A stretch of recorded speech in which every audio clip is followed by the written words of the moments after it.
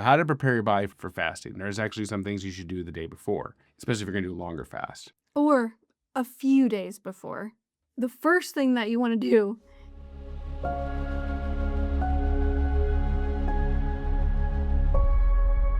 Welcome back to Fasting Food Faith. I'm Rianne Sims, all right? I'm Dr. Sam Sims, nurse anesthesiologist. And today we are finishing up our series on how to prepare for a fast. Today we are talking about how to prepare your body for a fast, how to prepare physically, because we went over preparing your mind and your thoughts and preparing your spirit. So now, once those things are aligned with what God wants you to know and with the truth, now we need to align your body for fasting. Yep. So let's do some safety things first. Is your BMI above 17? If it's below 17 or below, then you probably shouldn't fast. Is it below 18.5? You need to fast with caution. Do you have more than 10 pounds of excess body fat on your body? You're going to be just fine. Yes. Okay. Are you pregnant or breastfeeding? Probably should not fast. Yep. Those are our...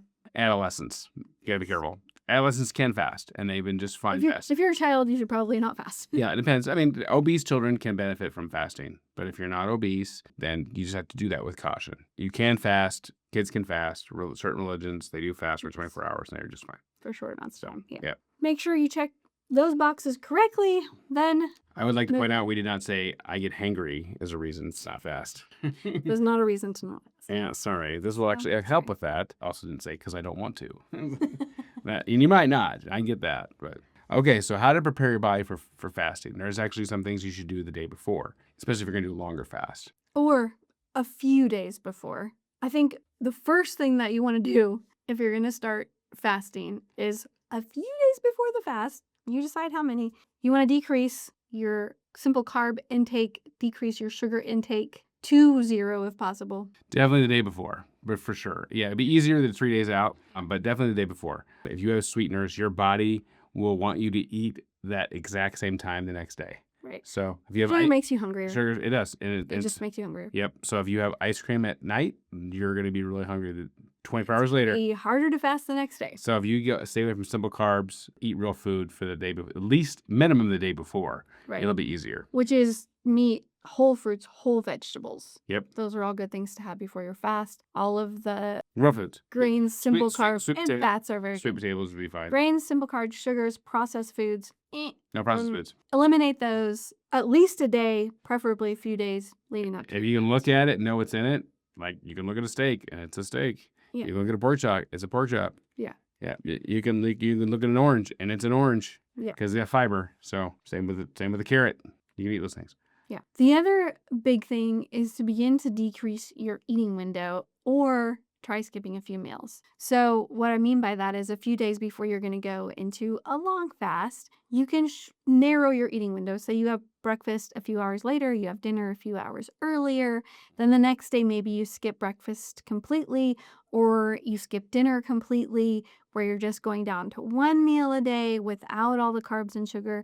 So there's ways of working up to a longer fast where you fast an entire day and then overnight, basically easing yourself into it and training your body like you would an athlete. Right. And eat like we did in the 1970s.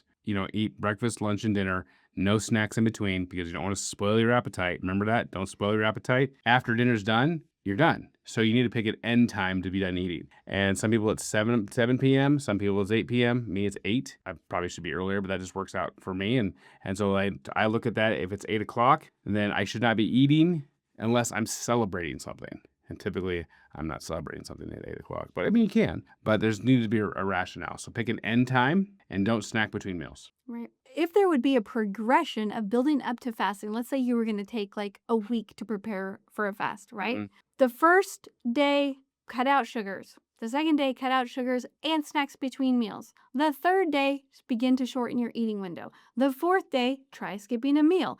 But you're adding these things on, right? Mm-hmm. You're still not eating any sugars. You're still not snacking. Still not snacking between meals.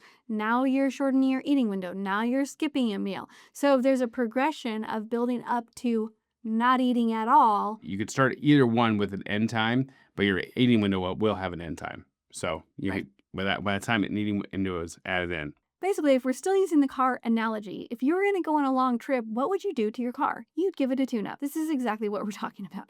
Give your body a tune-up to prepare for fasting. Yep. Check the tires. Rotate the oil. And then you would pack up what you need, your supplies, and put them in the car. And you wouldn't need them all on the first day. Exactly. So, supplies wise, here's what you might want to consider. When you're beginning a long fast, the number one thing that you need to have on hand is a multivitamin. Mhm. Because every day that you fast, you should be taking a multivitamin. All the research proves that fasting is safe if you're taking a multivitamin. And it may be fine without a multivitamin for some people, but all the research for longer fast includes a multivitamin. So it's just, we recommend taking a multivitamin. So if it's a short fast, not necessarily necessary, but highly encouraged. Yes. So you want to have a good multivitamin to take once a day while you're fasting. You also need to know that if you have medications that you need to take every day, you can take them with a glass of water and you'll be just fine. Yep. So you can still take medications that you need on a daily basis with water. Yep. I have a medication to take with food. And so what I do is I drink a bunch of water, then I take the medication and drink some more water. And this keeps me getting upset. Right. Yeah. The other thing that you might want to consider having on hand is some electrolytes and some sea salt, because you may want to add that to your water on days where you're fasting for more than 24 hours. Just be careful your electrolytes have any sweeteners in them, even no-calorie sweeteners, because they can boost your insulin. So be careful of that. And just make you hungry, basically. And Yep. you don't want to be any hungrier than you need to be while you're fasting. Things that you can drink while you're fasting that you might want to have on hand are obviously water. We recommend drinking plenty of water while you're fasting. You need water. Right. Anything that doesn't increase your insulin will be helpful. Coffee doesn't for some people and does for other people. So this is where we get into the fasting fuels. There are certain things that will work for an individual that may not work for someone else. So for me, it does not increase my insulin. So coffee does not make me hungry. For other people, it makes them hungry, so they can't fast. Use that as a fasting fuel. Right. Tea. I can't do coffee, so I do tea. Randa's tea. Sparkling waters are good. Plain sparkling water that don't have sugar or artificial sweeteners. If it tastes sweet, it'll most likely make you hungry. Yeah. And that's like a red flag. Plain sparkling waters or Spindrift has a tiny bit of Spindrift has has a minimal amount of fruit juice, and so that's one of our go-tos. We like Spindrift. If you're going to drink that while you're fasting, sometimes it makes people hungry, sometimes it doesn't. A lot of these are really kind of trial and error. And it can depend on the flavor. Like certain days that they'll help, and other days that it'll make you hungry. If you consume something and it makes you hungry, then that's not a good tool for you that day. It may be a good tool for you on a different day, but that's not a good tool for you. And it may never be a good tool for you. One of the best tools for fasting, especially if you're struggling, is drinking bone broth. It contains some protein, some fat, some collagen. It's very healing for your gut, and it can help you through those tough moments, especially in the first few days. So those are all liquids. You can eat, and then what we've learned from the fast mimicking research is there are certain foods you can eat. Fast mimicking is basically eating certain amount of calories in a day, a small amount, usually between 250 to 500, sometimes a little bit more, but no carbs, no simple carbs, but basically fat and proteins. And people who use fast mimicking, they have to get the benefits of fasting. The difficulty with people who do fast mimicking is if they do it for days, they're typically hungry the entire time, which to me sounds miserable. When you fast long periods of time, your ghrelin hormone, your hunger hormone actually depletes after a few days and you stop feeling hungry. You don't get that in the fast mimicking situation. But what we can take from that data is we can say some of these things can actually be consumed while fasting that won't boost our insulin and can help us continue to fast. And that's what it's for. Am I consuming this not because I can, but because it's going to help me move on with my fast? Occasionally, my body struggles with gluconeogenesis, which is turning fat into sugar. And at those points, sometimes I need to eat a small piece of protein or fat to sort of give my body a jump start into doing what it's supposed to be doing. So not necessarily being hungry, but helping my body continue to fast. And so occasionally I'll have a few olives or a pickle or a few nuts or half an egg or some bone broth or something like that, that's just fat or protein to help my body continue to fast. Right. It's her amino acid. She needs the amino acid alanine, and that helps with gluconeogenesis. And one of the ways we figured that out was because we were able to did her lab work on a long fast. Her cholesterol was very high and her blood sugar was very low. And so she had the fat in her bloodstream, but it was not being converted into sugar or into glucose by her liver. And what was missing was she needs the amino acid alanine. And so other people store that differently in their body. And so since she did not have that, she either needs an alanine supplement, which you can do, or she needed it. And one of the high sources of alanine are shellfish and an egg. Well, an egg under 50 calories, you can eat half an egg, that's 35 calories of protein and fat. You consume that, and it's basically God's multivitamin anyway, has a lot of things that you need in it anyway. And that helped her go into gluconeogenesis. Now, again, she used it as a tool to help Right. her feel For a better, few days, I didn't but it improved her have a hard fasting. time. Yes, again, we Yes. use that fast mimicking research. And were you hungry the entire time? No. So you ate 35 calories in a day and you weren't hungry. Had you eaten 500 calories in that day, she probably been hungry the entire time. Right, exactly. So, So, and it was a prayerful decision also, yep. God knows what Fats, body fats and needs. protein So, in low amounts just to get you through it. So raw nuts are also helpful. And sometimes people just chew on rock salt. That helps people. mhm. Yeah, sometimes the sea salt works wonders for me, and then I feel so much better if I'm just well hydrated. So I Yep. really lean on fasting salts when I'm doing a long fast. Yep. Very helpful. And you can have magnesium. Magnesium can be a little low. And so people get cramps or headaches and that kind of stuff. So you can take an Epsom salt bath. You can use magnesium cream.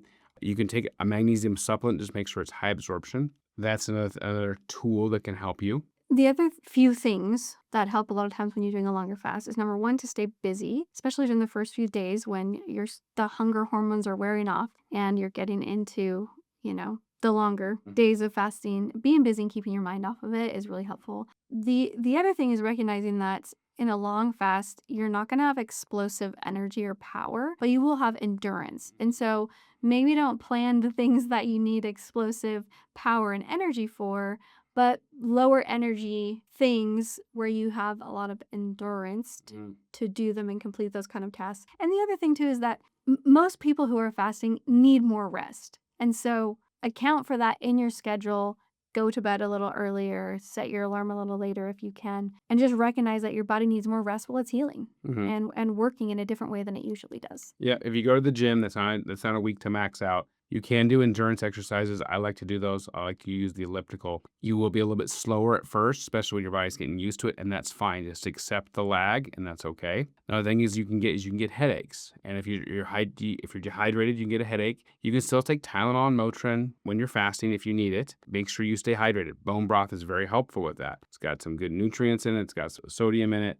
That's a good choice to kind of help with headache. They found that fasting actually can improve headaches, but sometimes at the very beginning it can make it worse. Right. Especially and if they have caffeine every day. So people sometimes cut out caffeine. The other thing about sleep is people tend to wake up earlier when they're in a longer fast. Your body releases hormones that basically say, get up, because your ancestors, again, you inherited your genetics from, said you had to get up and not miss a meal because if there's food out there, you had to find it. So finding food meant getting up early. So a lot of times you'll wake up early and ready to go. Right. So may have to plan for going to bed earlier and waking up earlier as your body's circadian rhythm resets Yep. and improves. Yep. Preparing your body for a fast can be simple. Just depends on how long you're fasting. Just to run through it again, lower your sugar and simple carb intake, shorten your fasting window, begin to skip meals, and that will help prepare you for a longer fast. Have your fasting fuels on hand that you might need while you're fasting, and get your lab work done if you're going to embark on a long fast. If you didn't want to see episodes about mind and spirit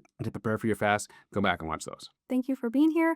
We hope that this helps you on your fasting journey, and we encourage you to share this series on how to prepare for a fast with your friends and family, and maybe have them embark on a fast with you. Corporate fasting is an incredible resource and tool for changing the world and aligning with God's plans and purposes for your life and those around you. Also helps with the accountability and helps you keep going. Just like it's like if you have a gym partner and they're going to go to the gym, you're more likely to go to the gym. Yeah. Having a community of like-minded people around you really helps you. You have a fasting partner, you're more likely to fast. So, and encourage each other. And if you don't have that, keep coming back here. We would love to encourage you in your fasting. Leave us a comment, hit the like button, subscribe, share, all the things so that we can keep spreading the joy of fasting. Go fast and be blessed.